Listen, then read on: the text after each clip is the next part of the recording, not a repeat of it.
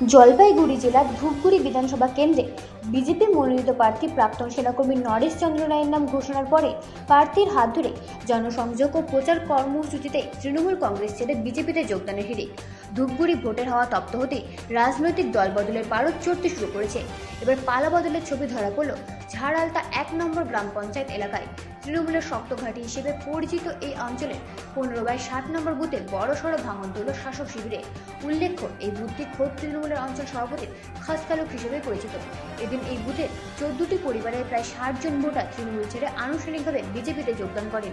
দলত্যাগের দাবি, শাসক দলের দুর্নীতি ও জনস্বার্থ বিরোধী কাজে বীতশ্রদ্ধ হয়েই তারা পরিবর্তনের লক্ষ্যে বিজেপির পতাকা হাতে তুলে নিয়েছেন। এই যোগদান কর্মসূচিতে উপস্থিত হয়ে বিজেপি প্রার্থী নরেশ চন্দ্র রায় বলেন, মানুষ এখন প্রকৃত পরিবর্তন চাইছে, আর এই আস্থার জায়গা হয়ে উঠেছে বিজেপি।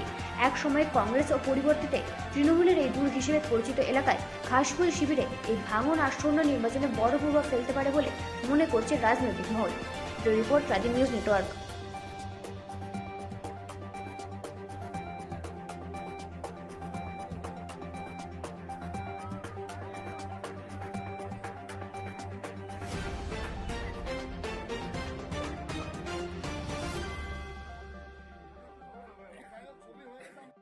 বিধানসভায় বিজেপি প্রার্থী হিসাবে আপনার নাম ঘোষণা হয়েছে, তো আজকে আপনাদের এখানে কি প্রোগ্রাম ছিল?